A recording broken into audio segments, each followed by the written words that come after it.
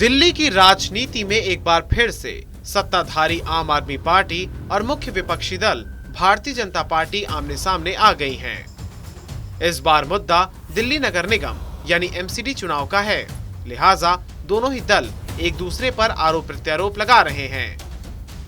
इस बार आम आदमी पार्टी की तरफ से मोर्चा संभाला खुद मुख्यमंत्री अरविंद केजरीवाल ने।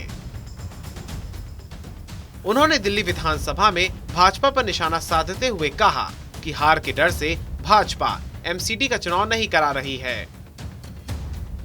दरअसल अल्पकालीन चर्चा के दौरान केजरीवाल ने कहा कि आम आदमी पार्टी के सामने भाजपा चुनाव लड़ने से डर रही है, इसी कारण वो एमसीडी का चुनाव टाल रही है। केजरीवाल यही नहीं रुके, उन्होंने आगे कहा कि भाजपा को पता है कि दिल्ली की जनता हमेशा अपने बेटे, अपने भाई यानी केजरीवाल के साथ खड़ी रहेगी।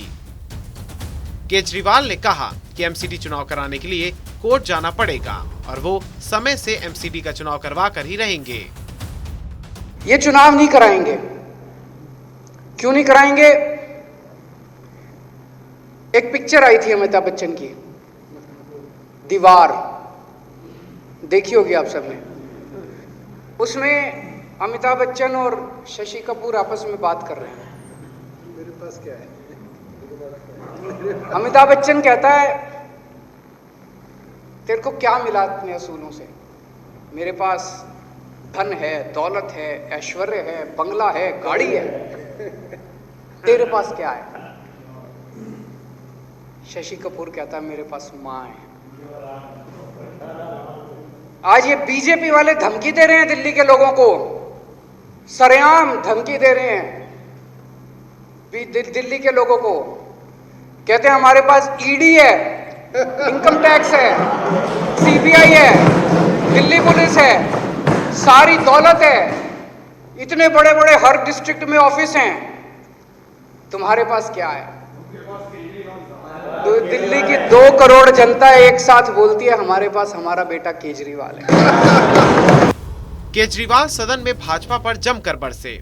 उन्होंने कहा कि भाजपा के नेता धमकी दे रहे हैं कि दिल्ली में अगला विधानसभा चुनाव ही नहीं होगा और दिल्ली को संपूर्ण केंद्र शासित प्रदेश बनाएंगे। आगे उन्होंने कहा कि ये लोग केजरीवाल से नफरत करते करते देश से नफरत कर बैठे हैं। केजरीवाल से नफरत करते करते तुम लोग देश से नफरत कर बैठे।